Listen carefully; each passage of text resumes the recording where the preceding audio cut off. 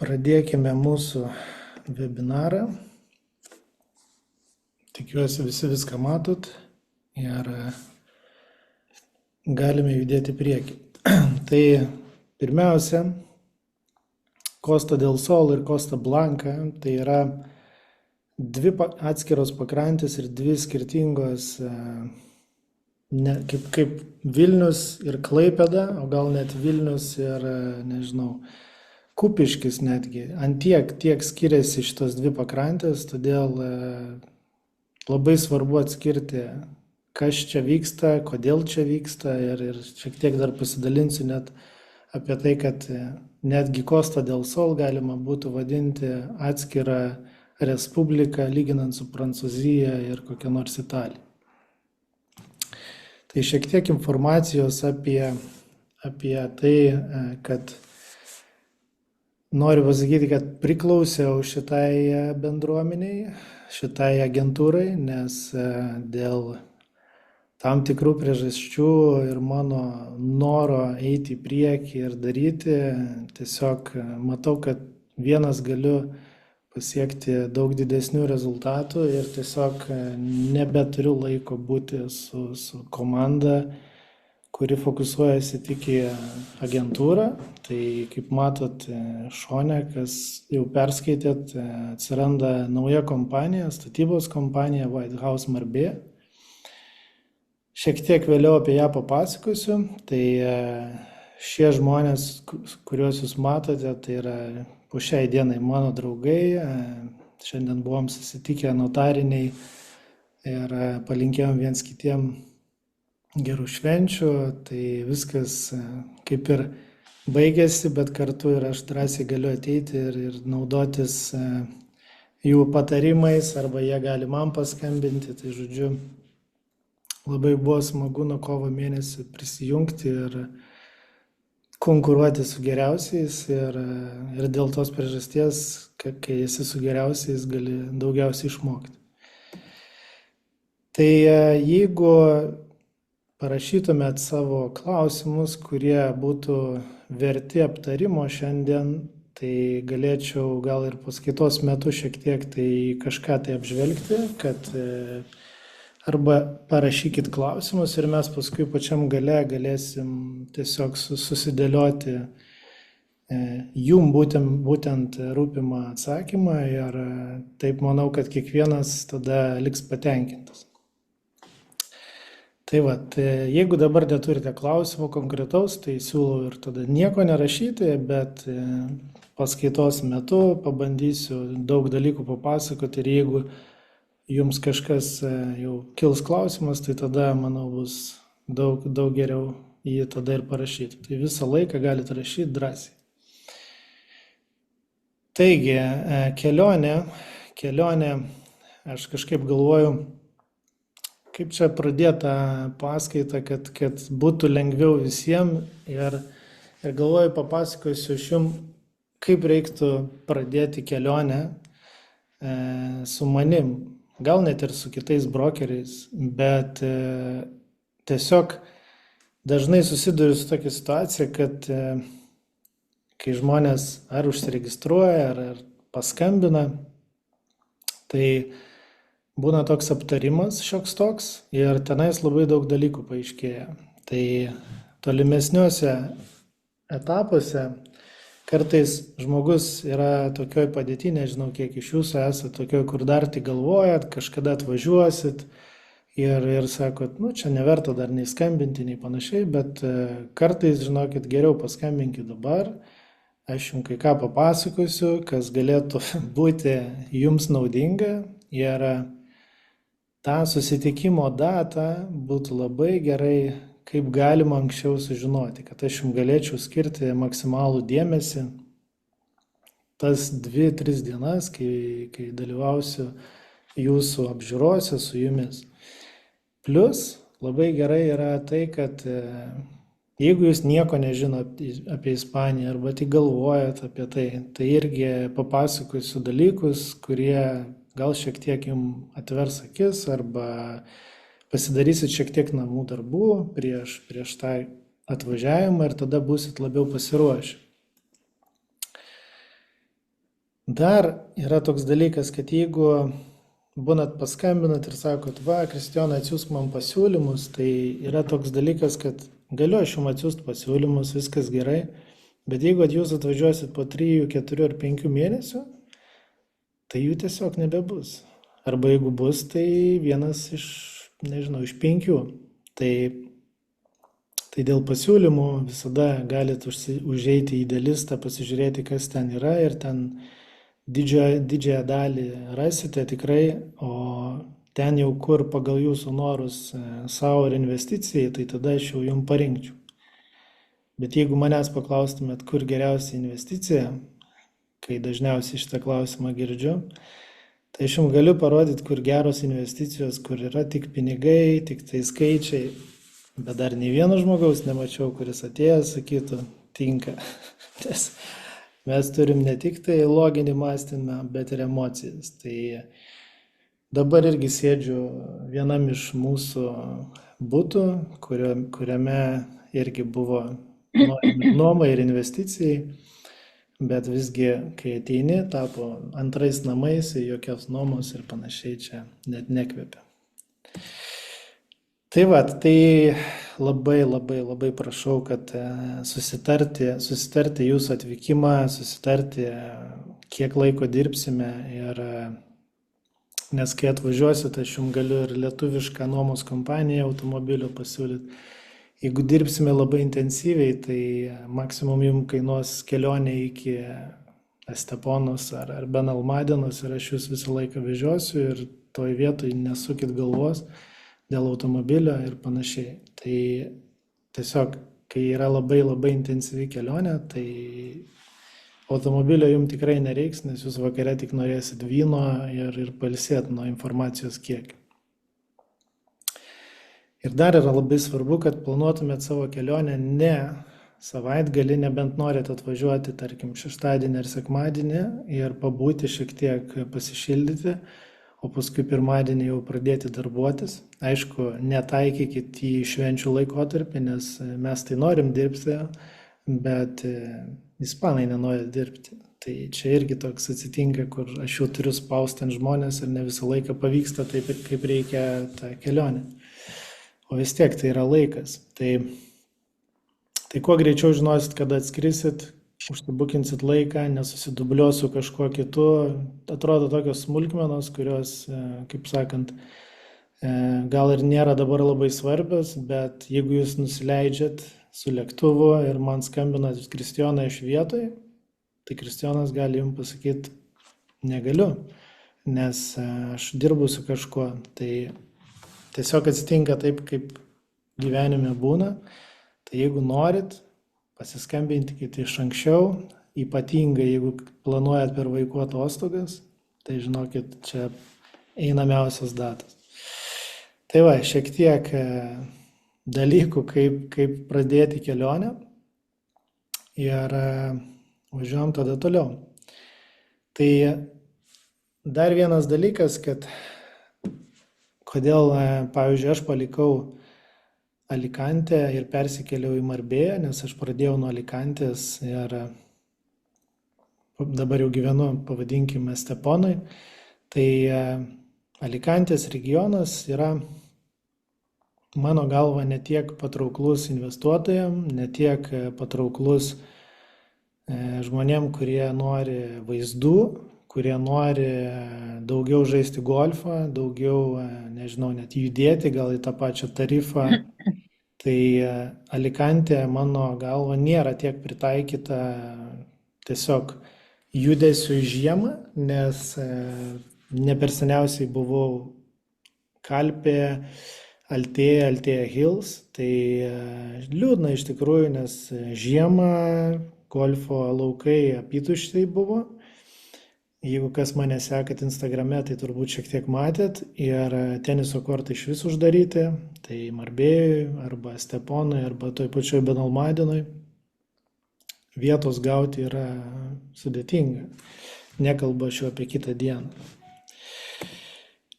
Tai va, tai šiek tiek informacijos apie pačią Marbėją ir pačią Costa del Sol.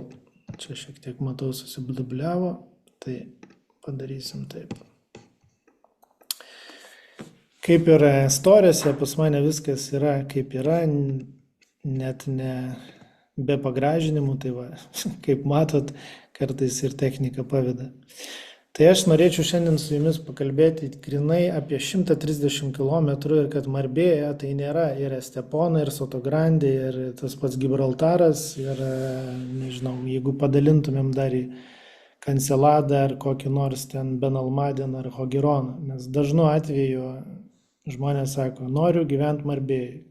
Arba mano draugai nusipirko Marbėjai. Sakau, nu tai kur jie konkrečiai? Nu ir žiūrėk, ten ne Marbėja, o Michas arba koks nors, nežinau, Manilva ta pati.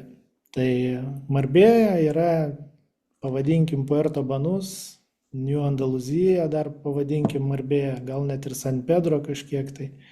Tai kokie, 15 km į vieną ir į kitą pusę nuo Marbėjos. Visa kita nėra Marbėja ir nieko blogo tame nėra, kad tai nėra Marbėja. Nes Estepona yra puikus miestas, Benahavis yra puikus miestas. Tai jie kiekvienas iš jų turi savo privalumų ir vienas iš jų yra štai šis trikampis, kur mano klientai netgi renkasi šitam trikampį dažniausiai gyventi arba investuoti. Šiaip investuotojai daugiausiai skiria dėmesio į šitą trikampį tarp Esteponos, Benahavio ir Marbėjos. Ir jeigu čia važiuosi, tai turbūt pamatysite daugiausiai stovinčių kranų, geriausių urbanizacijų, kokios gali būti, nuo sporto kompleksų iki kažkokių labai prabangių, kurios ten su upeliais, su visokiais kriokliais ir panašiai. Visos vilos brangiausios praktiškai irgi bazuojasi beveik va šitam trikampy. Bet atsiminkit vieną dalyką ir turbūt visi esat girdėję, kokių čia vyksta dalykų, kas ten apiplėšė ar ten įvyko kažkoks tai vagystės atvejis, kur pinigai, ten yra ir tų, kurie jų nori pasimti. Tai aš šiek tiek paskui papasakosiu jums, bet ten, kur yra Marbėja, tikroji Marbėja, tai ten dažniausiai tie dalykai ir vyksta. Kur yra Estepona, ar tas pats Benahavis, ar El Paraiso, ką čia matot. Tai yra viskas daug ramiau, bet ten, kur žmonės rodo savo turtus, tai kartais su jais reikia atsisveikinti. Bet nematau labai didelės problemos, nes lygiai tas pats vyksta ir Italijoje, ir toj pačioj Prancūzijoje. Tai tikiu, kad ir pas mus ne ką mažiau įvyksta tų atvejų. Tai važiuojam toliau. Tai žodžiu, kaip ir sakiau jums anksčiau, kad man kartais užduoda tą klausimą, kad Kristijonai, kur geriausia investuoti? Tai tas atsakymas, dar kartą pasikartosiu, kad aš jums galiu skaičiais parodyti, kur būtų tikrai patrauklu, tikrai kažkokių bonusų būtų, gal netgi garantuotų gražų ir panašiai. Bet ne visada ten jūsų širdis nukryps arba to turto likvidumas nebūtinai bus toks, apie kokį jūs galvojat. Arba dažnu atveju žavėtis kaina, tai reiškia turėti labai daug konkurencijos tą turtą, jeigu norėsit perparduoti ar kažkokį išskirtinumą išspausti iš nuomos. Tai kaip pavyzdys, kai važiuojat su manim, manau, kad čia keletą klientų savo mačiau, tai tikrai esu parodęs tokių vietų, kur yra pieva ir toj pievoje stovi vienas iš šitų objektų. Ir tu įsivaizduoji, kad tu gyvensi statybose dar bent jau 10 metį turbūt, tai dulkės ir turto likvidumas bus, kaip sakant, toks, bet gyvensit Ispanijai. Tai savo visur, sakau, tinka, bet investicijai ne visada. Tai nesižavėti kaina yra vienas iš svarbiausių dalykų. Antras dalykas, jeigu žiūrit ir savo ir investicijai, tai tada nieko nesakau, biški tik tai, bet jeigu tik savo, tai tada yra tikrai nuostabių vietų ir nekreipkite dėmesio visiškai į tą, ką pasakoju. Dar beje būna tokių atvejų, kai noriu labai pakomentuoti kokį nors žmogų, kuris įdeda vieną ir kitą, tarkim, iš šitų keletos čia objektų, tai paklausti, ar jisai ten buvęs, ar jisai siūlydamas ir rašydamas ten nuostabi, ten urbanizacija, ten taip viskas gražu, ar jis yra ten buvęs, kur ten 7 ar 8 kvadratai miegamasis su vaizdu į sieną ir pardavinėja tas žmogus tik kainą. Tai ne vienam storį esu sakęs, kad aš nesu tik tai brokeris ir mano ir kompanijų dabar įkūrimas ir dar vienos nupirkimas yra žinių kaupimas ir dalinimasis su jumis. Ir mano galva, kad kartais žmonės atvažiuoja ir man parodo vieną ar kitą objektą, sako, žiūrėk, čia geras dalykas, gera kaina dažniausiai būna, bet aš sakau, tiesiog neverta jūsų ten vežti, nes mes tiesiog sugaišim laiką ir jūs tikrai nebusit patenkinti tą, ką matot. Tai kartais yra kitų sprendimų, kurie gal kažkiek tai brangiau atrodo, bet gal galima išdalinti tą per keletą metų, arba gal pasirinkti antrinę rinką, bet likvidesnį vietoj ir nesižavėti visada tik tai nauju, bet jeigu norite naujo, tai parodysiu tuos, kurie mano galva yra vertesni dėmesio ir papasakosiu, kodėl vienas arba kitas yra daug daugiau naudingas jums. Tai tų objektų yra krūva tų objektų ir kad ir šitas už 330 ir 533, tai kas ateina ir sako, aš noriu, kad būtų golfo lauke, kad būtų ir žiemą daugiau nuomos, šitas kur 329 ir 429 yra Michas, tai čia yra pavyzdžiui kompanija, kuri parduoda butus ir jie praktiškai nenaudoja bookingo ir netgi duoda tokią lentelę, kad jeigu pasirinksit vieną ar kitą butą, kaip pavyzdys 2 arba 3 ar 4 kambarių, tai jie beveik jums gali pasakyti, kiek jūs uždirbsit iš to buto, nes jie orientuojasi į Olandus ir turi ten vidinių visokių bookingų ir BNB ir kuriem nereikia ten atidavinėti liūto dalies. Bet jūs ten nuvažiavę, beveik nebejoju, sakysit, Kristijonai, ne, ką čia randa tie žmonės. Tai kadangi dirbu tik su lietuviais, tai labai suprantu mūsų pinigų iškeitimo norus, tai tikrai namų darbų daug esu padaręs ir atsirinkau tos objektus, kuriuose yra pirkę lietuviai. Ir jeigu vienas patikėjo, tai panašu, kad patikės ir kitas, o kitose vietose nuvažiuoja ir nieko ir girdžiu tas pačias problemas. Kas yra buvę Ispanijoje, tai labai bijo to kelio, kuris skleidžia garsą, bet yra ne vienas projektas prie pat to kelio ir jisai sėkmingai irgi yra parduodamas, nors nežinau, kiek lietuvių yra nusipirkę, bet su manim nei vienas, nes visi supranta, kad objektas geras, kaina gera, skaičiai geri, bet kelias tiesiog pjauna ir sako, kad kaip Kristijonai įmanoma gyventi. Bet atkreipkite dėmesį vieną dalyką. Vieni objektai būna prie pat miesto ir jūs gyvenat mieste, tai reiškia, kad galit per 10 minučių nueiti į centrą, bet gyvenat su panoraminiu vaizdu ir miesto garsas.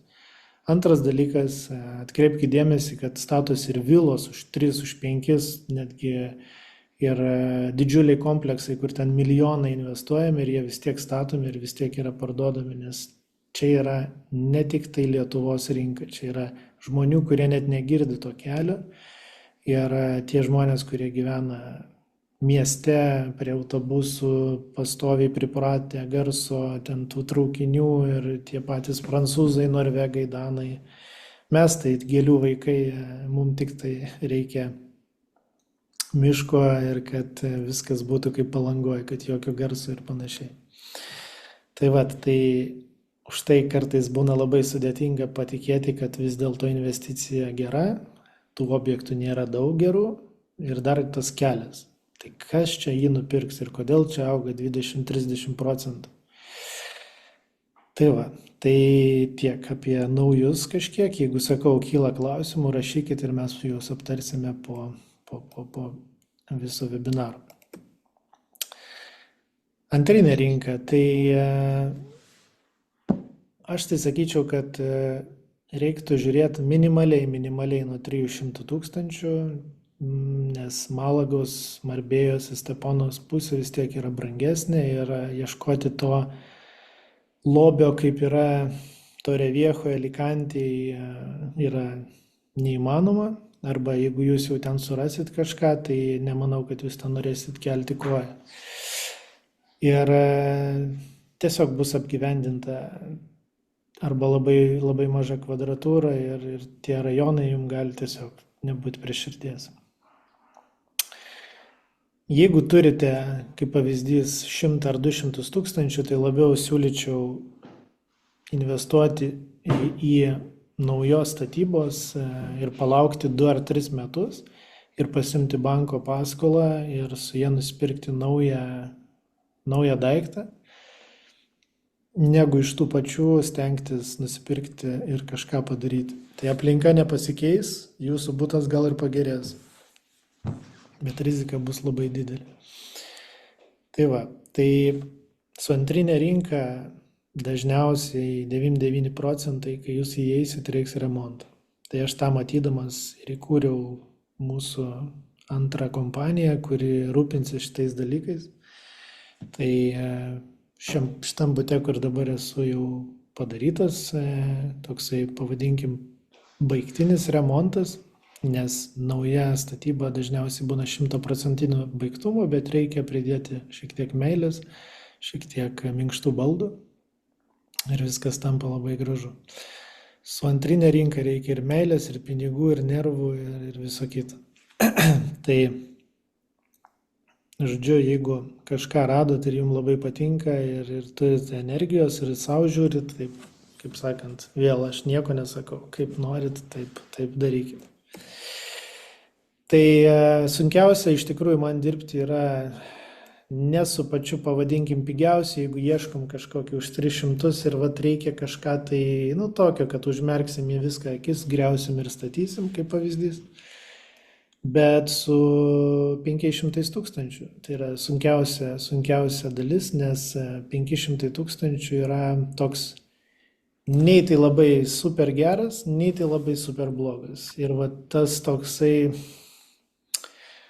tai ground flooras be jokio vaizdo, tai gal ir penthouse'as su į priekį, kaip sakant, stogais, kurie tau irgi uždengia vaizdą ir atrodo tau šiek tiek trūksta ir tas 500 tūkstančių, tokia kartais būna tokia slidi riba, kur apvažiuojam 2 dienas po objektus ir sakom, kažko gal pritrūksta. Arba tiesiog mums iš panosės būna kažką jau paima, kur jau mes būnam padirbėję arba užėję, bet dar būnam nepasiruošę, neįvertinę, kad čia yra būtent tas daiktas. Tai už tai pirma kelionė, nesiūlyčiau nusiteikti, kad jūs kažką nusipirksit ir labiau būti atviriem, suprasti, kas čia vyksta. Nes tikrai yra žmonių, kurie atvažiuoja ir pravažiuoja su manim vieną dieną tiesiog susipažinti su apylinkėm, maždaug kurios vietos, išgirsti maždaug keletą gal objektų, jeigu pavyksta įeiti, tai tiesiog biškai suprasti, tokį susipurtyti, su kuo čia valgoma. Ir tada labai sveika, kai jau aš pasidalinu jau kitais objektais, kurie jau bus kitam atvažiavimui, kad maždaug įsivaizduot, ką tu gausi, kurioje vietoje ir ar jeigu siūsit man kažką, kad žiūrėk, ar čia geras dylas, tai bus daug aiškiau.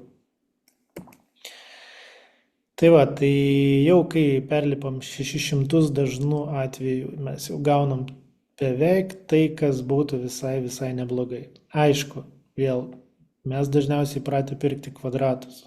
Čia kvadratai, jeigu sea view yra, tai kvadratų gali būti labai mažai ir už labai daug.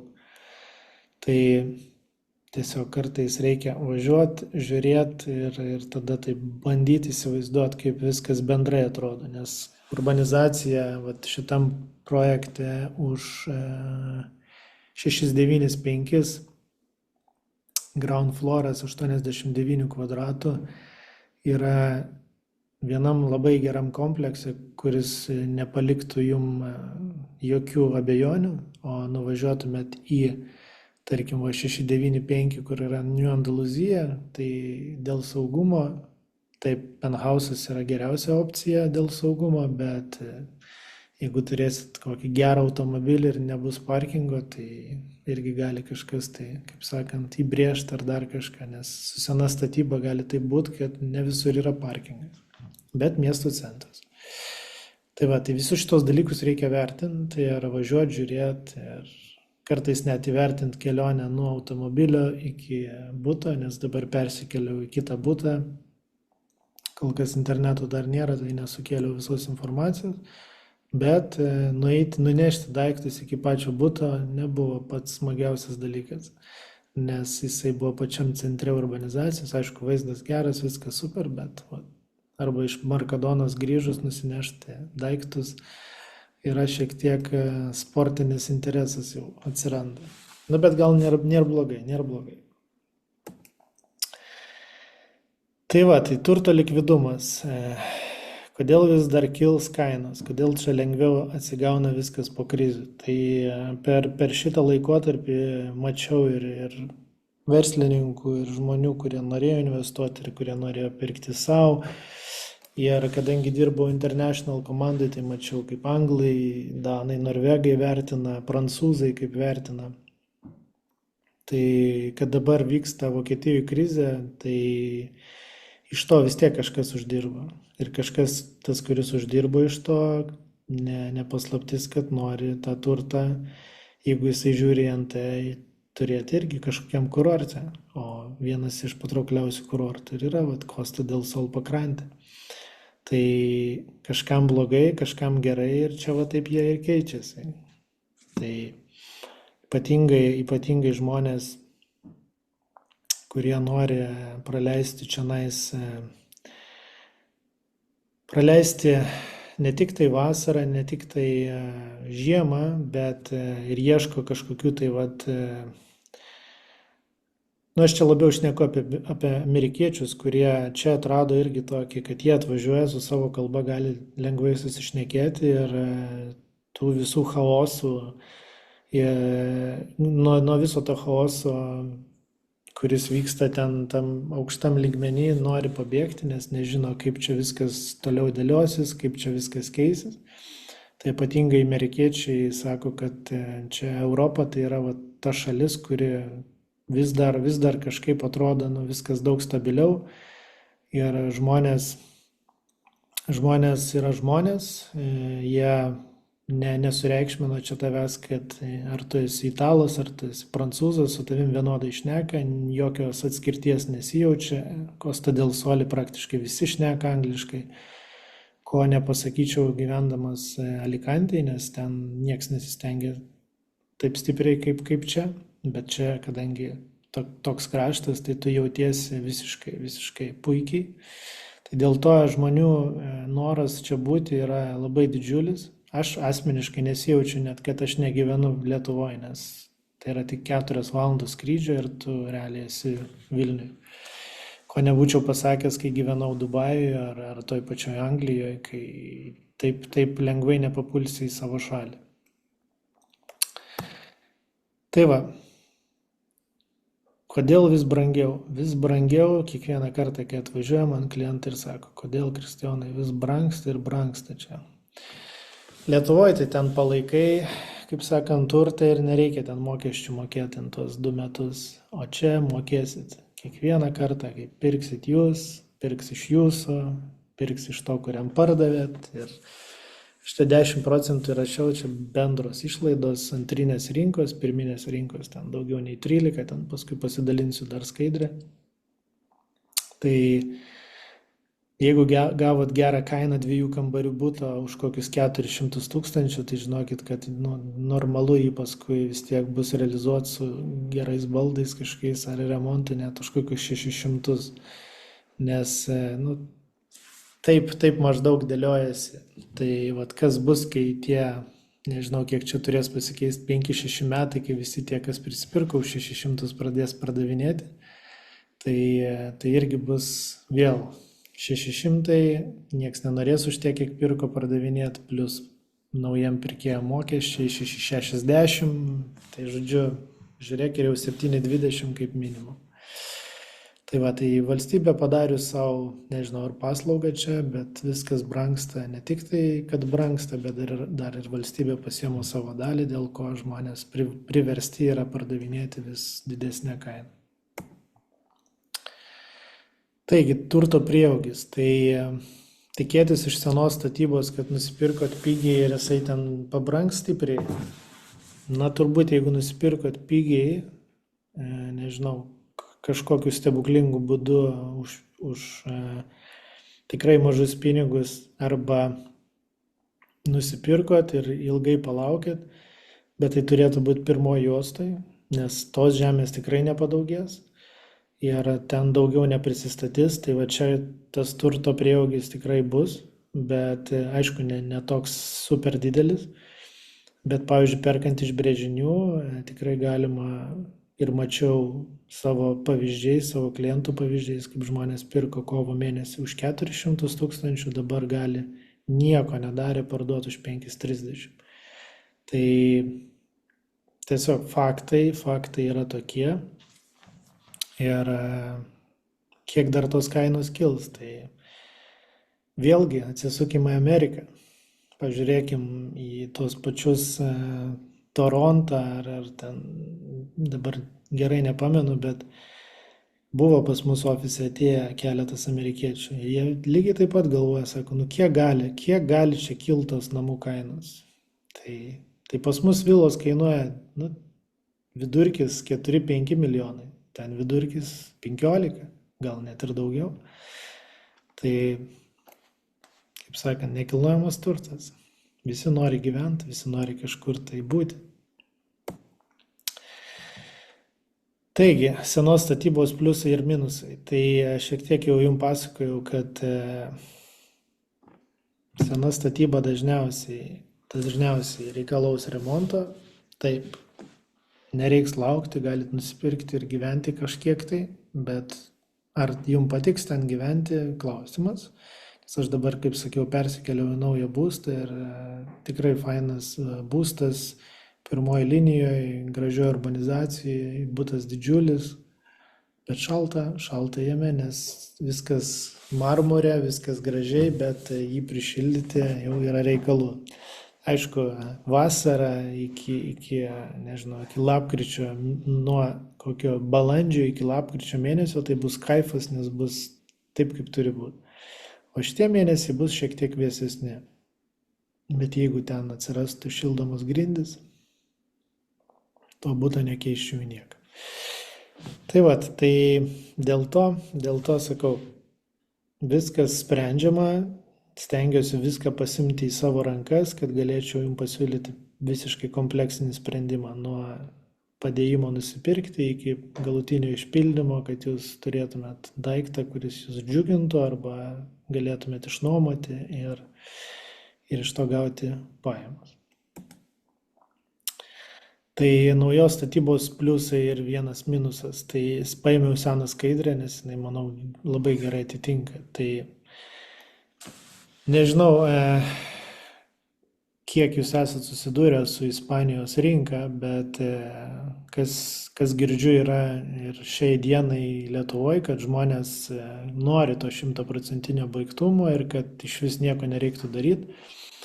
Tai jie jau senai tą 100% baigtumą duoda. Aišku, tuos baldus tik tai reikia nusipirkti, bet mes galim, kaip sakant, atskubėti į pagalbą ir jums padėti. Nes ne vienas vystytojas jums pasakys, kad iš mūsų pirkti bus brangiau, tai reiškia iš vystytojo, nes jie yra statytojai, ne interjero dizaineriai. Tai Tai jeigu neturit laiko, tai turbūt tikrai pigiau kainuos pasisamdyti kažkokį dizainerį, kuris jums čia surankius visus baldus ir padarys viską iki galo, negu iš vystytojo užsakyti, kad jisai ten padarytų. Tai čia ne vieną kartą buvo atsitikus tokia problema, kur šildomos grindys mums kainavo, bijau sumeluoti, ten kiek kvadratų, bet ten juokingai.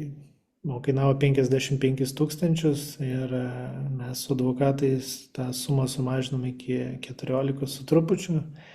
Tai vien dėl to, kad kodėl tiek daug? Todėl, kad jeigu nebuvo šildomų grindų numatyta, tai jiem reikia naujos licenzijos, reikia rasti, kur tas bus katilas, kuris tą vandenį šildys, kur tie vamzdeliai eis, žodžiu, ir jūsų vienam butui turės būti pritaikyta ir dar turi būti kitiem butam pritaikyta, nes jeigu kas nors norės prisijungti, tai žodžiu,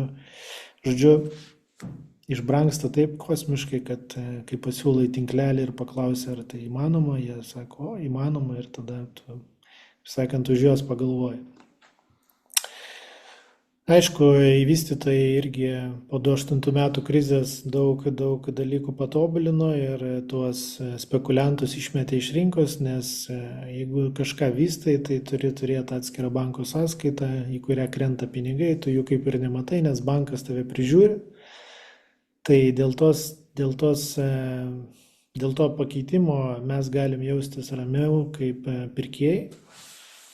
Vienintelis, manau, minusas yra tas, jeigu kažkokiu stebuklingu būdu vystytojas pritrauktų pinigų ir bankas, nežinau, irgi sakytų, nebeturim pinigų, tai tada prarastume tik laiką, kurio laukia, tarkim, tos 2 metus ir tie pinigai tiesiog sugrįžtų, bet pagal įstatymus dabar pinigai nepradingtų, kaip būdavo anksčiau. Tai vis tiek naujas yra naujas, kai pasivaikštai po senus, pamatai kokios tos urbanizacijos, kai būna, kaip sakant, nugyventa arba visai būna gražiai sutvarkyta, bet būna tiek visko pridaryta, kad community fee gali būti didesni negu naujam, nes naujam vis tiek yra visokia aerotermija, yra jau pabiški saulės elektrinės, tai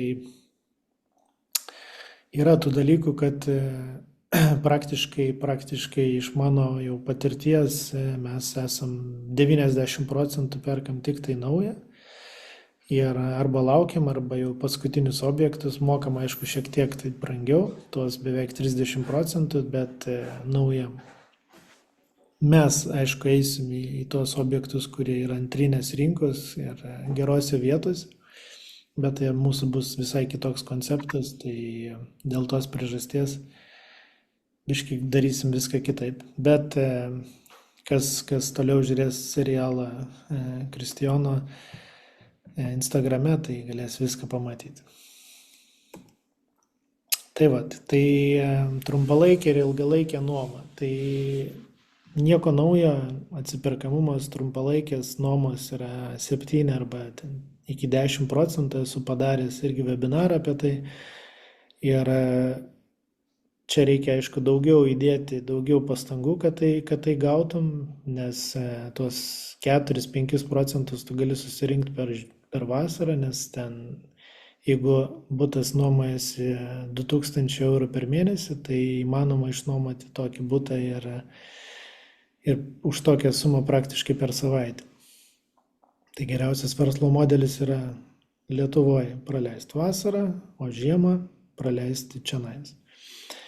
Bet yra visokių būdų, kaip palikti automobilį, kad galėtų naudotis nuomininkai, galima palikti papildomus kažkokius bonusus, kaip narystės ten kokiam nors sporto komplekse arba nuomoti vasarą, tada nuomoti, jeigu kažkur ten gal ir šalia golfo lauko, irgi atkreipus dėmesį galima ir golfistam pritaikyti kažkokius tai apartamentus, tai nuomojant 3 mėnesius, 3 mėnesius trumpalaikę ir paskui 6 mėnesius ilgalaikę galima išspausti tą didesnę nuomą, už tai ir parašiau tarp 7 ir 10, o ilgalaikė tarp 5 ir 8, tai čia irgi yra papildomų niuansų, kaip pavyzdys, vieną butą norėjom nupirkti, kuris yra per 2 aukštus, bet turi atskirą laiptinę,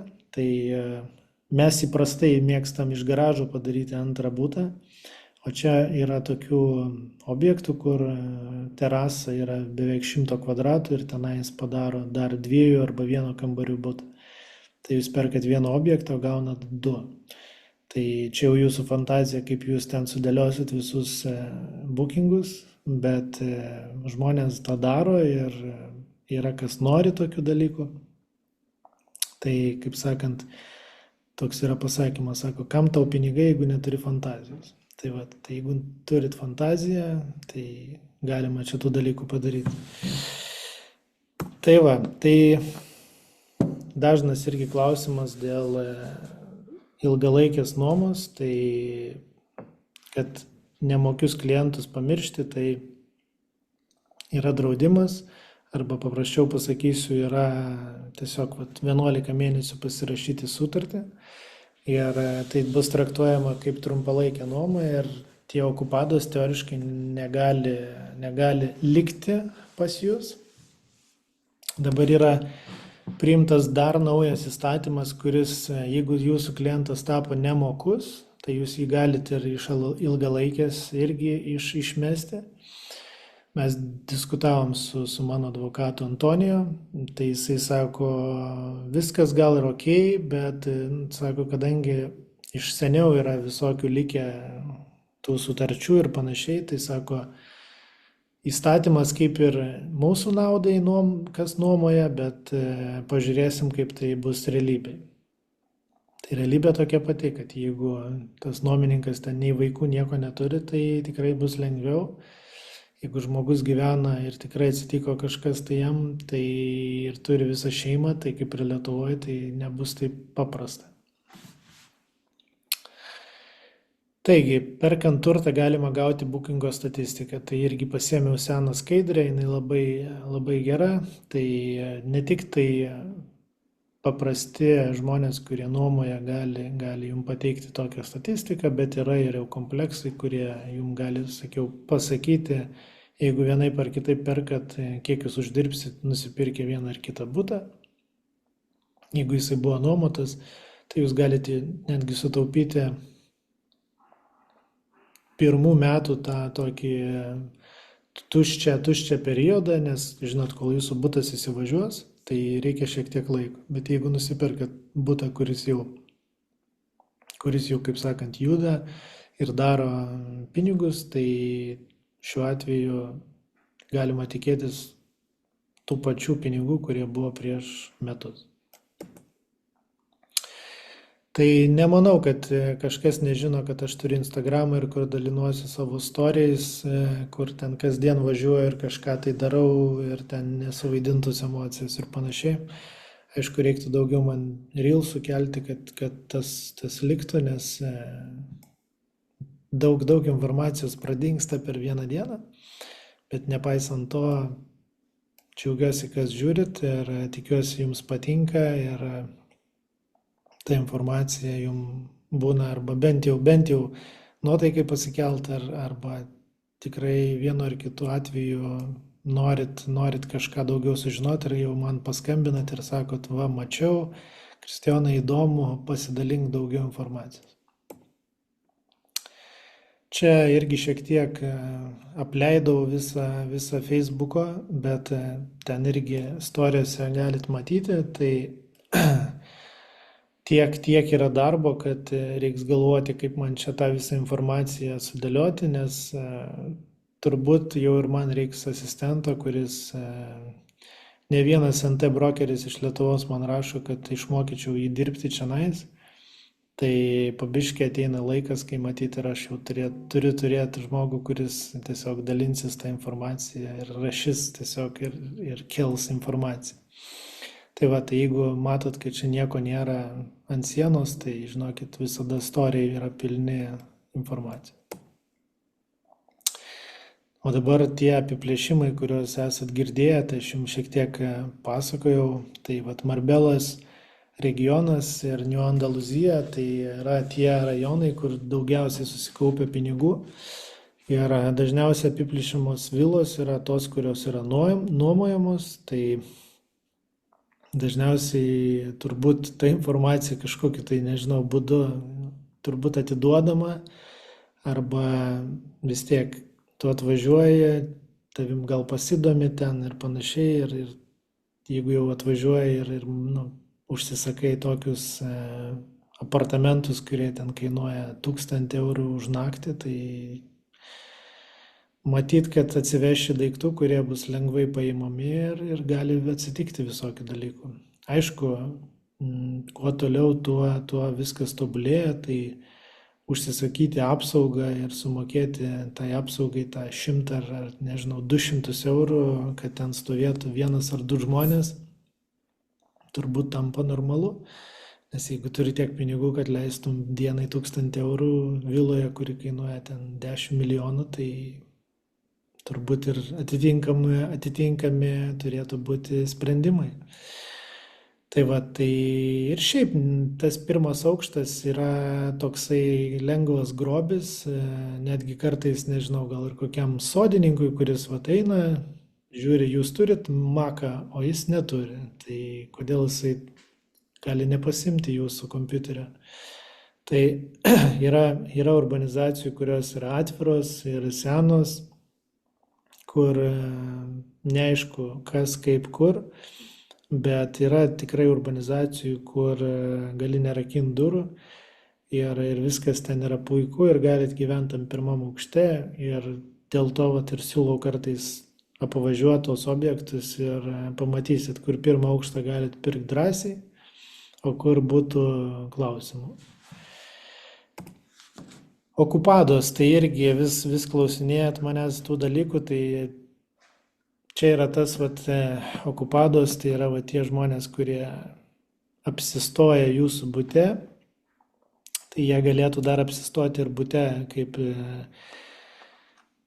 areštuotas turtas Barcelonai, pavyzdžiui, ar Madride, ar, nežinau, Sevilijoje, kokioje, kur yra tų būtų labai daug ir ne visus juos sužiūri, tai ten pradeda gyventi žmonės, tada policija atvažiuoja, policija sako, ten parodykit dokumentus, jie sako, neturim, bet įstatymė panašu, kad yra parašyta taip, kad tu negali išmesti žmogaus į gatvę, jeigu jis iš tikrųjų neturi kur gyventi.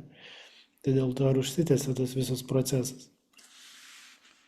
Tai okupadų išvengti jau pasakojau, kaip pasimti draudimą arba per draudimo kompaniją ieškoti nuomininkų, arba rašytis 11 mėnesių sutartį ir žiūrėti, kaip viskas vyksta. O visi kiti tiesiog yra atskiri atvejai, kur jeigu kažkas įvyksta, tai kaip pavyzdys, jeigu jūsų nėra, jūs būnat pasirašę, kaip pavyzdžiui su mumis, su mano advokatu galit pasirašyti atstovavimo sutartį, kuri leidžia ten jums išimti ir NIE numerį, ir skaitliukus perrašyti ir visą kitą. Tai esame įtraukę ir tokį punktą, kad jeigu, pavyzdžiui, į jūsų butą įsilaužtų kas nors ir tu turi sureaguoti per, tarkim, 24 valandas, ar ten šiek tiek ilgiau, ir tai bus traktuojamas kaip įsilaužimas. Tai mes tą dalyką galim sureaguoti, nes jeigu advokatas gaus kažkokį tai įspėjimą, tai jisai gali, kaip sakant, net ne fiziškai, bet tiesiog patvirtinti telefonu, kad taip tai yra ir kažkas nutiko. Tai šitoj vietoje jums čia tikrai nereikia būti ir mes iš patirties po biškį sprendžiam tuos visus dalykus, kad kuo mažiau problemų turėtų. Viešbučiai prieš apartamentus. Tai taip galvojau, kad jums papasakot šiaip apie tas nuomos, čia visokius užstabdymus, licenzijų davimus ir panašiai. Tai keista, man iš tikrųjų keista, kad jie čia stabdo, bet iš vienos pusės keista, iš kitos ne. Nes aišku, ten Barcelona jau stabdo taip, kad jau tų licenzijų nebegausi, nes tiesiog žmonės neturi kur gyventi, nes visi nuomoja, nes dideli pinigai, didelis verslas. Alicantėje tų viešbučių yra ir toj pačioj Valencijoje tų viešbučių yra, tai, bet ten ir daug yra žmonių, kurie ten gyvena ir dirba. Tai, kaip sakant, problema ne pačiam viešbutį gal, o kad yra labai daug gyventojų, bet iš kitos pusės žiūrint, viešbučiai yra, nu, mano galvo, tokie jau gerokai pagyvenę ir tu, nu, mieliau rinktumės apartamentus. Ir tada va toks, vat, atrodo, jeigu viešbučiai būtų geresnės kokybės, tai gal galima būtų rinktis jie, bet tada kaina kosminė gaunasi. Ir jeigu rinktis apartamentus ar viešbutį, jeigu atvažiavot keturiesi, nu, tai viešbutis visada kainuos turbūt dvigubai negu apartamentai. Tai sakau, toks kaip ir kiša biški koja. Ir trumpalaikės nuomos licenzijos stabdymai, tai mūsų pusėje irgi buvo siūlymas Malagos, tai pavyzdžiui, Fongirolos merė taip kažkaip labai pasičiupo šitą idėją ir iš dalies aš ją suprantu, nes Fongiroloje gyvena labai daug žmonių, kurie gyvena čia tiesiog ispanai. Ir nuomos kainos, aišku, taip išsipučia, kad nu, jiem tiesiog negali įpirkti, negali išsinuomoti už tuos normalius pinigus.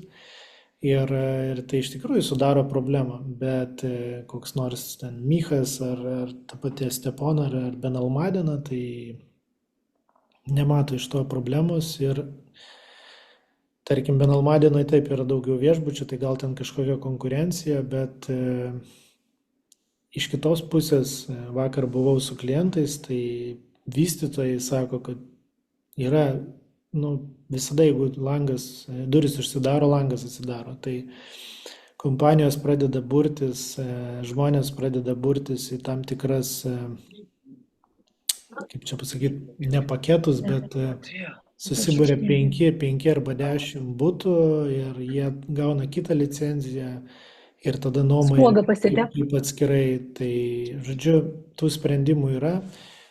Forumai, visokie Facebooko ten grupės, jos atgyja ir kad čia kažkokiu būdu suvaldys tą nuomą, tai šiek tiek gal ir juokinga darosi, nes nu, čia yra kurortas. Aš suprantu, Barcelona ir Madridas, Valencija yra miestai, taip, ten žmonės dirba, gyvena, bet čia yra kurortas. Čia žmonės atvažiuoja atostogauti, čia žmonės atvažiuoja gerai leisti laiką, nuomotis tuos apartamentus ir kaifuoti. Tai, kaip sako mano advokatas, sako, pažiūrėsim, įstatymas yra įstatymas, bet kaip bus realybėje. Tai vat, lygiai taip pat ir su tuo įstatymu apie okupados. Tai mokesčiai pats keiščiausias dalykas čia, tai kodėl mes turim kiekvieną kartą mokėti tos mokesčius perkant, tai toks keistas dalykas. Atrodo, vieną kartą sumokėjo kažkas pirminius mokesčius, nu ir paskui važiuojam į priekį. Bet ne, čia Hebra nusprendė kitaip. Čia turit mokėti kiekvieną kartą ir Alicantės regione tu net ir už nenaują turi mokėti jau 10%, kas yra Marbėjos ar Malagos regione tik 7% ir tai nėra iš piršto laužtas, kodėl čia mažiau, nes čia yra dedami milžiniški pinigai į statybas ir dėl tų keletos procentų, aš manau, kažkas išlošia labai labai didelius pinigus.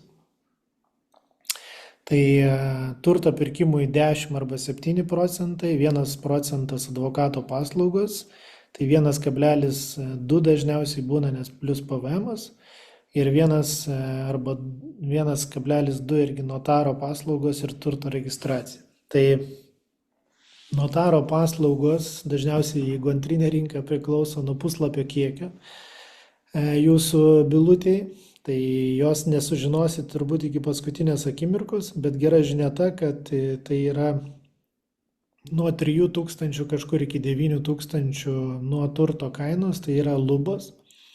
Ir turto registracija irgi ten nuo 300 iki kažkur 900 eurų. Tai jeigu perkat turtą apie 500 tūkstančių, tai kažkas bus apie 5-6 tūkstančiai, 7 gal su visais notaro paslaugom ir turto registracija. Tai nebus, kaip sakant, ten kažkaip tai super daugiau negu galima tikėtis. Ir advokato paslaugos, tai noriu vieną dalyką pasakyti, nes per tą laikotarpį tikrai ne vieną sandorį esame įvykdę. Ir advokatas yra iš tikrųjų toks žmogus čionais, kuris tikrai turi sudalyvauti jūsų procese, nes nesiūlau ieškoti pigesnio, nes dažniausiai jūs jo nerasit, kaip ir nuomos kompanijos, nes jos visos lupa vienoda ir nauja ar sena 20%. Bet yra toks niuansas, kad už tą 1% tu gali gauti gerą advokatą, kuris kaip šiuo atveju aš dirbu su advokatu, kuris, jeigu imti kitas agentūras, kurios pardavinėja turtą po 20-30 milijonų, yra top 3 agentūros čia mūsų pakrantėje, tai dirba su jais ir jie moka vis tiek 1%. Plus dirbom su tais pačiais kobalto lietuviais, tai per savaitę nuo nulio iki visko buvo viskas sužiūrėta ir viskas paruošta ir padaryta. Tai kaip supratau, kad kobalto komanda įvertino, kad mūsų advokatai iš tikrųjų padarė viską taip, kaip reikia padaryti ir buvo pasiruošę ir praktiškai manau, kad ateityje netgi gal bus kažkokių tai kolaboracijų. Tai siūlau ieškoti ne kainos, o žmogaus, kuris, kaip mano advokatas Antonijo, kai gimdė jo žmona, pakėlė ragelį ir sako, Kristijonai, jeigu nepyksi, perskambinsiu, nes dabar žmona gimdo.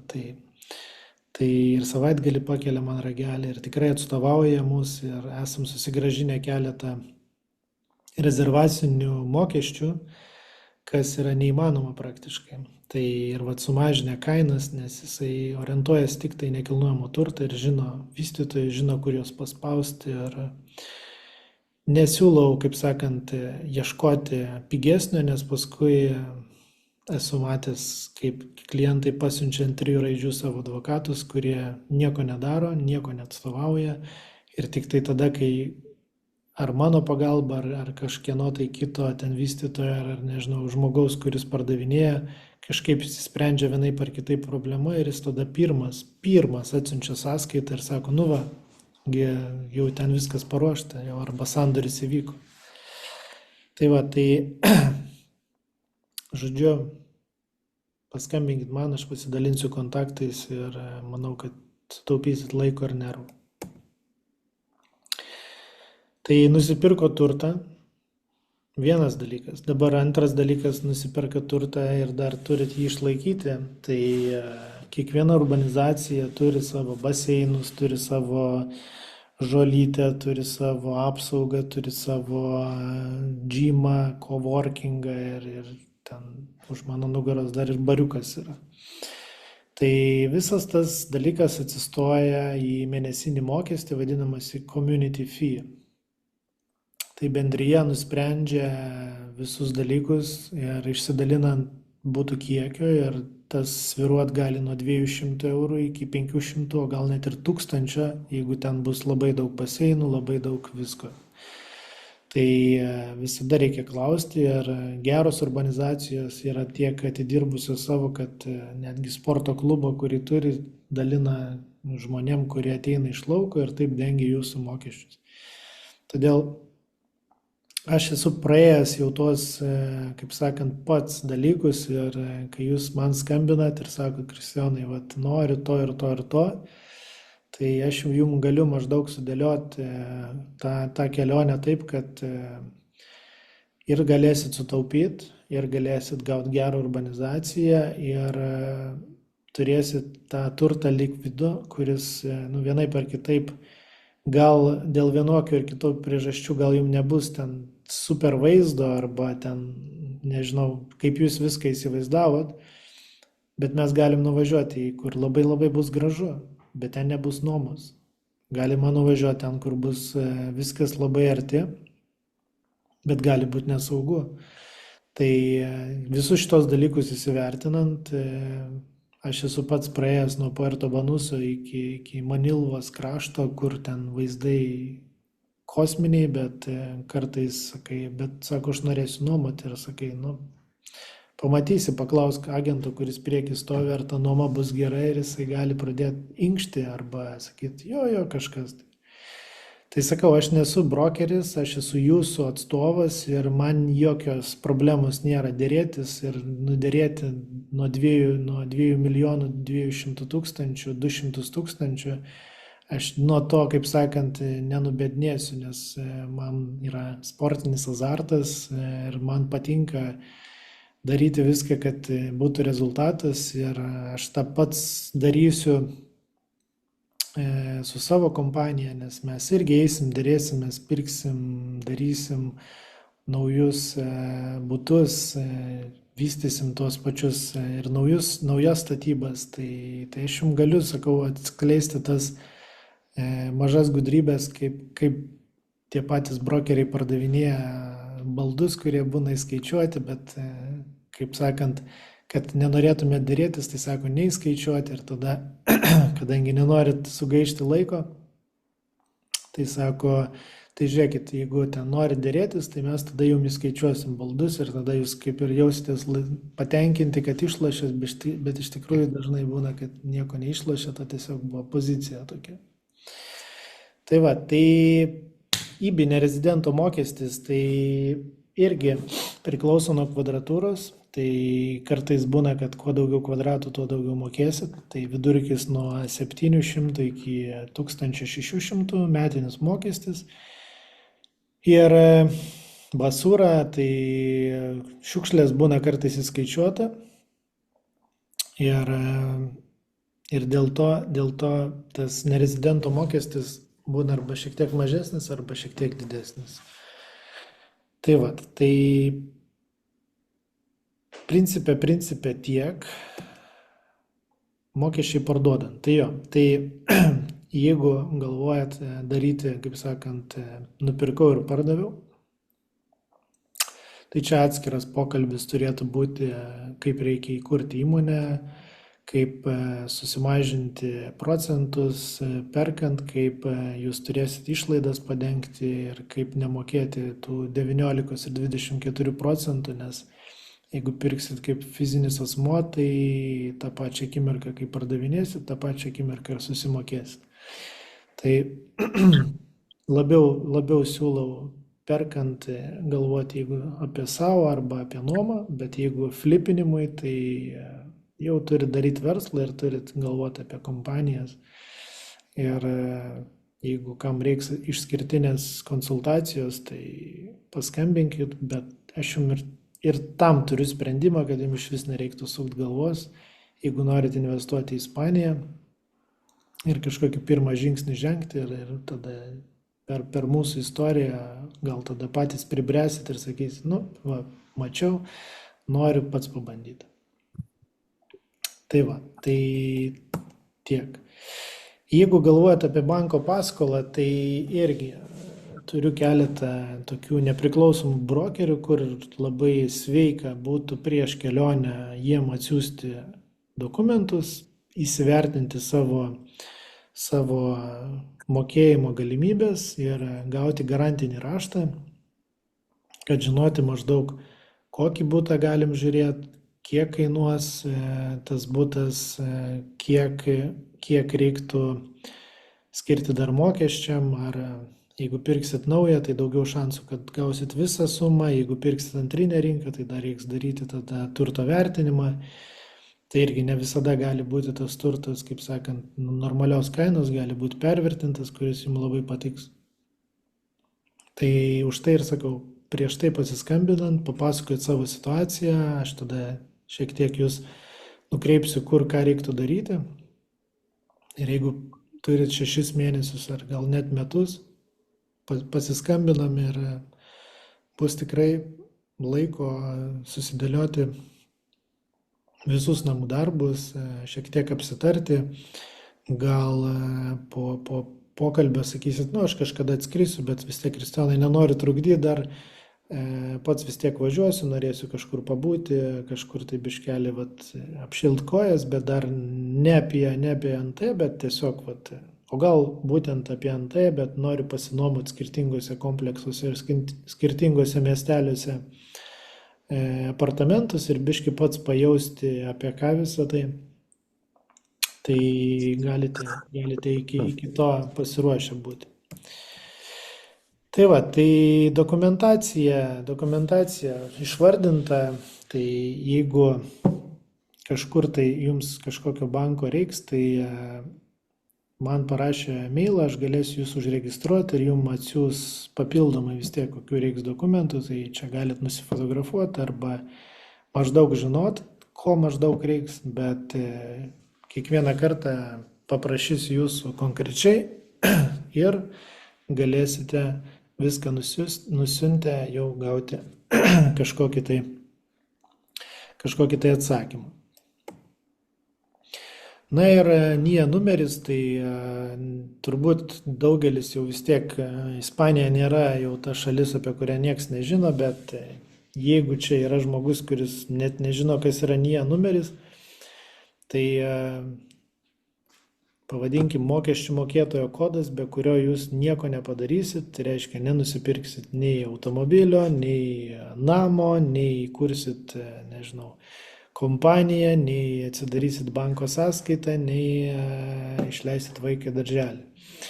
Tai šitas numeris yra gaunamas paprastuoju būdu Ispanijoje, užsiregistravus, tarkim, jeigu dirbat su manim ir pasirašus atstovavimo sutartį, tai iš vis net nereikia sukt galvos, mes jums sutvarkysim tą NIE numerį. Jeigu norėsit Lietuvoje tą dalyką padaryti, tai turit tada gauti kažkokią tai rezervacinę sutartį, nors jau esu girdėjęs, kad žmonės atvažiuoja į ambasadą ir tiesiog sako, noriu NIE numerį ir važiuosiu į Ispaniją, galvoju apie pirkimą, bet noriu pasidaryti namų darbus ir kartais jau užduoda tą numerį. Tai nežinau, ar nuotaikos geros pataikė mergaitės, kuri ten dirba, ar čia kaip čia įvyko. Bet standartinė procedūra tai yra turėti kažkokią tai sutartį jau, kuri vienaip ar kitaip parodo jūsų interesą, kad jūs ruošiatės pirkti. Ir dažnu atveju, kai čia atvažiuojat, išsirenkat kažkokį butą, tai būna taip, kad tas dalykas užtrunka įsigijimas apie mėnesį pusantro, kad jūs grinai galėtumėt susitvarkyti visus šitos dalykus. Jeigu viską turėtumėt, praktiškai galit vos ne kitą dieną eiti pas notarą ir įsigyti tą turtą. Tokia atsiuntė webinarą apie Ispaniją nekilnojamą turtą. Atsitinka taip, kad Čia visa tvarka. Kaip reiškia visos apsaugos. Matau, kad kažkas tai išsijungia savo mikrofoną. Tai va, tai žodžiu situacija tokia, kad prisiminkim apie NIE numerį. Tai žodžiu, visur žmonės dirba ir galit pabandyti ir be kažkokios tai sutarties, bet dažniausiai jos vis tiek prašo ir tada galima, kaip sakant, bandyti ją gauti, jeigu irgi šnekėti su advokatais iš Ispanijos, tai šiek tiek bus pagalba. Tai va, tai principė viską jums papasakojau. Praeita paskaita buvo prieš 6 mėnesius lygiai.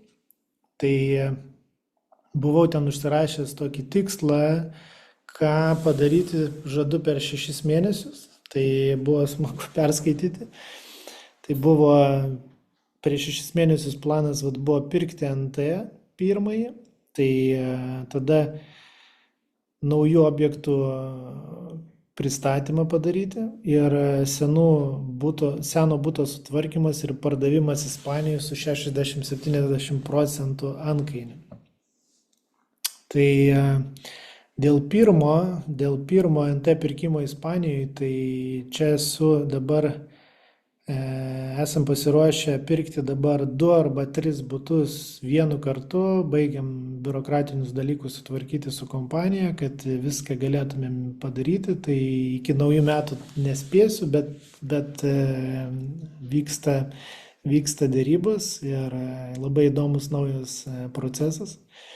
Tai, kaip sakant, pirksim ne vieno, 2 arba 3, tada naujų objektų pristatymą, tai praktiškai darau kiekvieną dieną su klientais, tai esam pasirašę su beveik visais vystytojais kontraktus ir galiu jau juos atstovauti asmeniškai, nebe kaip buvusi agentūra, tai čia man irgi toks asmeninis buvo iššūkis. Ir pirmas galiu gauti objektus ir va dabar vienam vakar buvom, kur nėra dar išleista kainų, bet kadangi turiu kitur pardavęs jau jų objektų kitam projekte, tai jie mane įrašė į VIP-inį sąrašą ir bandysime, kaip sakant, pirmieji patekti ten ir be miegojimo prie durų gauti objektus. Tai va, tai dėl seno buto sutvarkymo ir pardavimo Ispanijoje su 60-70%, turbūt vienintelis dalykas, kur buvo daug mitų pasakų, bet žinau, kas yra tai padaręs ir pabandysim ir šitą išpildyti, bet tam reiks šiek tiek pasiruošti.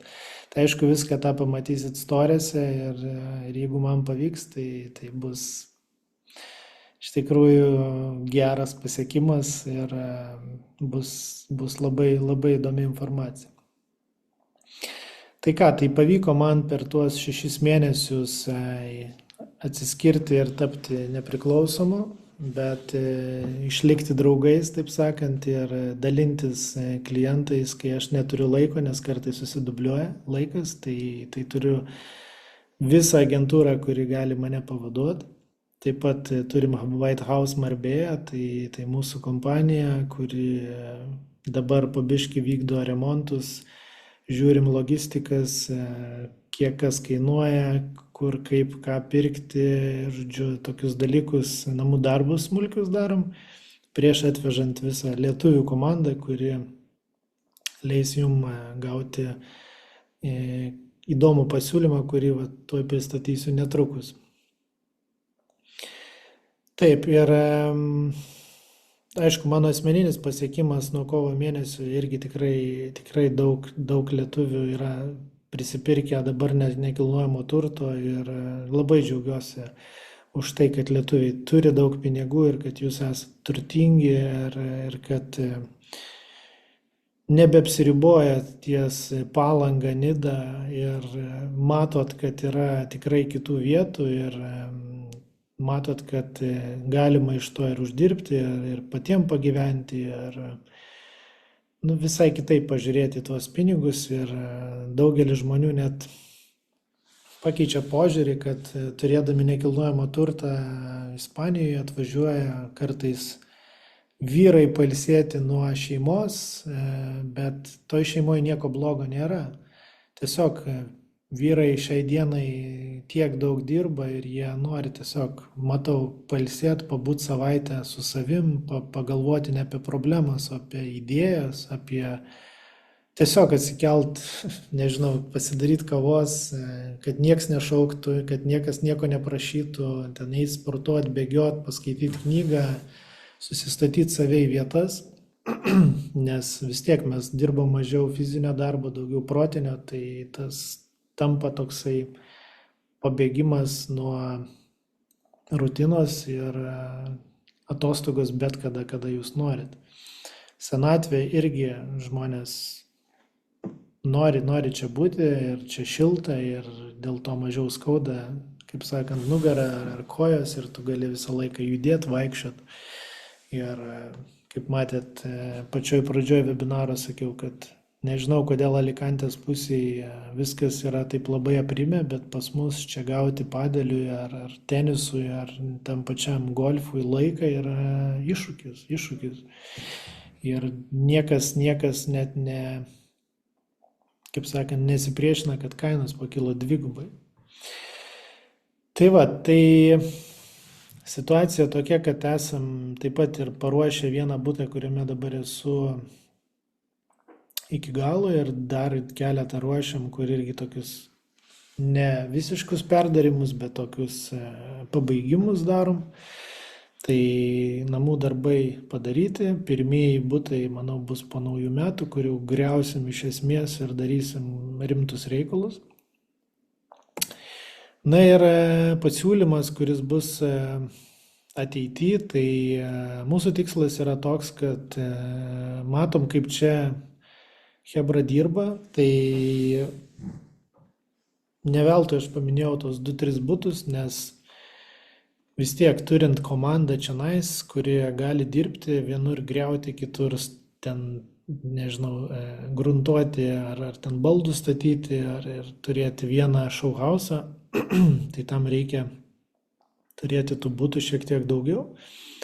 Ir mūsų tikslas yra greitis, tai dėl to norisi siūlyti jums, kas nori investuoti su nekilnojamo turto įkeitimu, kad jokių čia rizikų nebūtų. Tai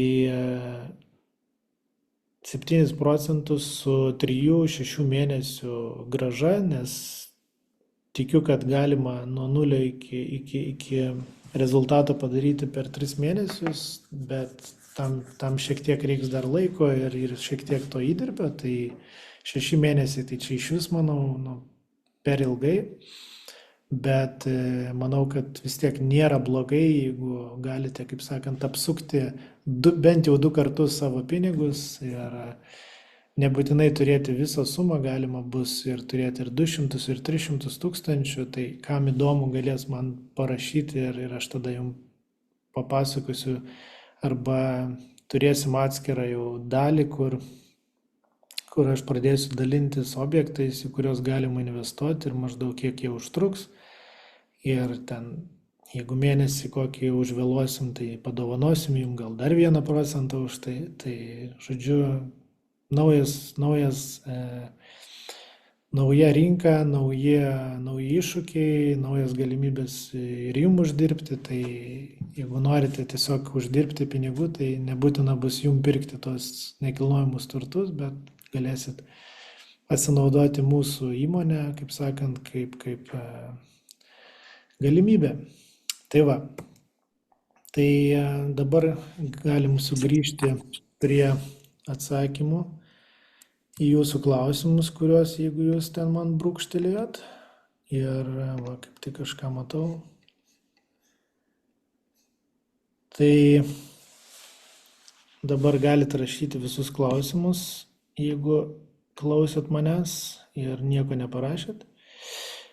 Ir dabar pabandysiu jums atsakyti į ką jūs čia man parašėt. Kaip su nuoma Benahavio rajone? Puikiai, neįmanoma gauti, ypač ilgalaikės nuomos. Aš pats norėjau ten nuomotis, tai tokių skylių po 2000 eurų yra, kad kartais sunku patikėti. Bet labai gražus miestukas, labai patogus ir ypatingai jeigu su vaikais, tai ir darželis yra prie pat, tai žodžiu, ten gali gyventi praktiškai be automobilio ir labai dėl to džiaugtis. Už tai ir kainos ten kosminės. Kaip su pirkimu įperka UAB? Tai kelias nėra lengvas. Esam nupirkę su estiška įmonė ir su lietuviška įmonė. Tai dokumentų kalnas. Tai viskas yra įmanoma. Galima bandyti. Nupirkom.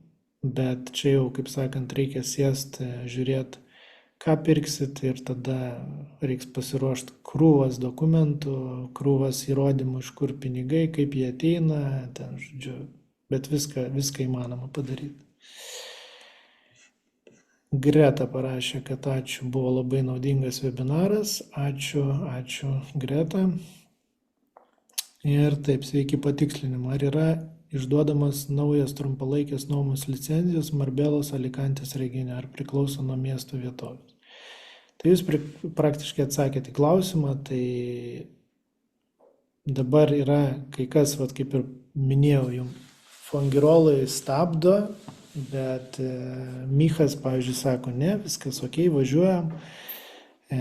Ta pati Benalmadena ir Marbėja, tai gali net, žinot, būti kitas dalykas, gali kaip ir licenciją jums išdavinėti, bet gali atsitikti toks dalykas, kad community, pavyzdžiui, nenori, kad jūs gautumėt licenciją ir jie, pavyzdžiui, yra nusimatę, kad nebebus leidžiama. Tai dėl tos priežasties, sakau, labai gerai yra turėti advokatą, nes jisai gali paprašyti paskutinių nuostatų community ir perskaityti jas. Ar jūs, jeigu nusipirksite turtą ir jeigu ten parašyta, kad viskas gerai, jūs galite, nes pirmiausia, licencijos davėjai paklauso, ar urbanizacija neprieštarauja. Tai situacija tokia, kad reikia pirmiausia paklausti urbanizacijos, ar ten viskas yra gerai, ar jie nenusimatė kažkokių tai uždarimų, arba jeigu jūs nusipirksit ir per tą laiką įvyks susirinkimas, kuriame, pavyzdžiui, gal yra numatyta sustabdyti, tai kad jūs, pavyzdžiui, nespėsit. Čia tokia smulkmena, bet visko čia gali būti. Tai šitą irgi reiktų įsiaiškinti ir susižinoti. Yra dar taip, kad, pavyzdžiui, jūs norit trumpalaikės nuomos, ten viskas leidžiama, jūs galit gauti licenciją, bet mokėsit community fee kokiu 20 arba 25% daugiau, tik tai dėl to, kad nuomojate trumpalaikę nuomą, nes taip nusprendė community. Nes jūs čia naudojat baseiną daugiau, naudojat gymą daugiau, ir, žodžiu, aplamai gadinat inventorių daugiau. Tai dėl to su tom licencijom, jau sakau, yra dabar toksai šurmulys, bet kaip sako mano advokatas, sako, pažiūrėsim, kaip čia viskas, nes, kaip sakant, čia yra žiauriai didelis verslas ir jeigu, sakau, užsidaro duris, atsidaro langas, tai neduos jums tos licencijos, tai jūs nueisit į kokią agentūrą, kuri turės bendrą licenciją, vos ne viešbučio tipo, nes turi 10 butų, kurie ten vykdo veiklą ir per ją jūs nuomosit ir vėl viskas čia bus ok. Tai čia, tų idėjų jie patys prisigalvoja, tai sakant, prisidaro savo darbą. Tai tikiuosi atsakiau į šitą klausimą. Tai va, tai taip, matau Jelena, labas vakaras. Mačiau vieną skelbimą, parduodamas butas su nuomininkais, kurie gali gyventi dar 3 metus. O kaip būna su tom nuomos sutartim, baigėsi ir kaip jie turi išeiti iš buto, ar teks per teismą juos iškeldinti. Ne, tai jeigu viskas yra tvarkoj, tai tie žmonės tiesiog išeis ir viskas. Bet dažniausiai, visų pirma, reiktų pažiūrėti tą sutartį. Ar yra bent jau avansas paimtas 6 mėnesių į priekį, nes mes esam sumokėję, kaip pavyzdys, ten 0,5 metų į priekį. Tai tu jau gali ten, kaip pavyzdys, pradėti galvoti apie, kad jeigu nusipirkai ir iš tikrųjų, tai reiktų dar kitaip galvoti. Reiktų nuomininkas gerai, bet reiktų žiūrėti, koks tas nuomininkas. Jeigu ten su vaikais ir 3 metų sutartis ir jie tokie, kyla klausimų, tai tada gal reiktų šnekėti su kokia, nežinau, draudimo kompanija, kuri galėtų juos bandyti apdrausti, kad jum tų problemų neatsitiktų, jeigu jie šiaip taptų nemokus, o ne po to, kad po 3 metų jie neišsikraustys. Nes jie gali tau, kaip pavyzdys, ten po mėnesio, jeigu nepaėmėt avansų, sakyti, mes nebeturim pinigų ir tada jūs jau 0,5 metų negausit pinigų, o mokėsit už viską. Tai čia vienas dalykas. Antras dalykas, siūlyčiau, kaip ir sakyt, jeigu jūs pasikeičiat į savininką, tai tą sutartį keisti tada, kad jinai taptų kažkaip neterminuota, trumpalaikė. Aš čia biški fantazuoju, bet kad maždaug tokia biški pozicija išsiderint, kad jūs biškelį turėtumėte daugiau, bet čia vėl, Antonijo, kaip sakant, kaip jis man sako, Kristijonai, viską galima padaryti, tik tai reikia laiko ir kantrybės. Tai va, tai vienas dalykas, antras, sakau, draudimo kompaniją bandyti. Trečias dalykas, jeigu jie visus tos 3 metus ten nuomojosi ir po to nusprendė neišsikraustyt, tai irgi toks variantas, kurie prieš tai būtų apsaugoti jūsų. Jeigu jie matot, kad liko 6 mėnesiai ir sakot, viskas, mokėk dar 6 mėnesius į priekį ir jeigu jie jau nemoka, nu, tai jau žinosi, kad jau bus problema. O tai visi gyvi organizmai, tai reikia, kaip sakant, pusę metų minimum į priekį galvoti ir galvoti, ką jie daro. Na, bet jeigu jau jie 6 mėnesius turi, kaip sakant, finansus įsimokėti, tai faktas, kad turbūt ir turės daugiau tų pinigų susimokėti į priekį. Bet jeigu ten ant visko spaudžia ir kad tik tai nedaug dievė jokio euro nenori mokėti į priekį, tai jau čia jau raudona, kaip sakant, vėliava. Rekomenduoju Kristijoną. Kaip gerai, kad mane rekomenduoja, tik nežinau kas. Puikus partneris, norint įsigyti turtą Ispanijoje. Tai labai ačiū, nežinau kam, bet labai ačiū. Taip, sveiki, gal galima sužinoti, kiek apytiksliai kainuotų atrenovuoti seną butą, ne pačių brangiausių variantų, ar kaina priklauso nuo vietovės, medžiagų ir paslaugų kainų. Ar jūs galite atlikti pirmą remontą, neturėti statybinių rūpesčių? Tai trumpai pasakysiu taip. Nuo perkamo turto kainos reiktų dėti, jeigu taip norit taip įrengti, kad taip sakant, tai reiktų, beje, klausimas yra toks, ar savo, ar nuomai. Nes čia yra toks įdomus dalykas, aš čia su viena kompanija šnektelėjau, jie man tokią įdomią mintį pasakė. Aišku, lietuviai, tikrai ne ispanai ir ne kokie nors kiti, nes mes esam tokie tauta, kurie viską apmasto, apgalvoja. Tai šitą klausimą yra 2 arba net 3 atsakymai. Tai vienas dalykas, padaryti remontą gali kainuoti tarp 6 ir prabangiai 10% nuo perkamos sumos maždaug, taip jeigu dėt. Tai maždaug toks. Tai ar jūs galite atlikti pilną remontą, kad neturėt statybinių rūpesčių? Taip, mes jau tą dalyką pradėsim daryti ir aišku, ten žinot, kaip ir Lietuvoje, su labai mažais objektais, nes man pradėjo ten rašyti, turim 5 kvadratų šitą tualetą, ar gali ten mums padėti. Tai ne, nes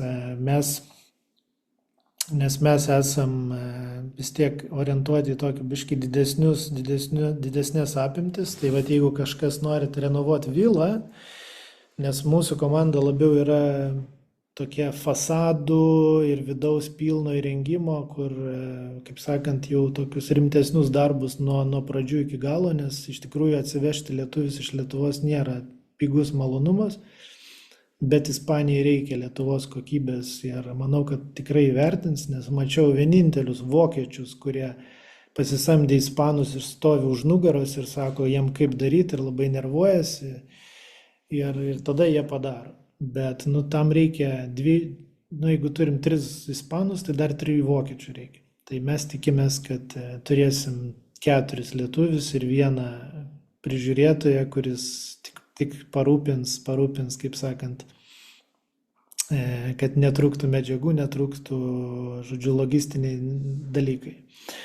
Tai viską galėsim padaryti. Ir dar norėčiau jums pasakyti tokį dalyką, kad jeigu jūs, pavyzdžiui, norėtumėte įrengti nuomai, tai tada jūs turėtumėte suprasti tokį dalyką, kad, pavyzdžiui, kas jums gražu, tai nereiškia, kad yra greitai pakeičiama. Tai reiškia, kad jeigu jūs norit nuomai, tai, pavyzdžiui, kažkoks, tai kaip sakant, ar šviestuvas, ar ten, nežinau, žvakydė, ar stalas, ar kėdės, kurias įmanoma ten, nežinau, sulaužyti, ar ten kažkaip tai vienaip ar kitaip padaryti taip, kad tas dalykas neatliks savo funkcijos, kaip sakant, nebus prekinės išvaizdos, tai jūs turit pirkti tokius daiktus, kurie yra lengvai pakeičiami ir valytoje galėtų atėjus radus problemą iš karto arba jum pasakyti, arba pati nuomos kompanijai pasakyti, kad žiūrėk, ten įvyko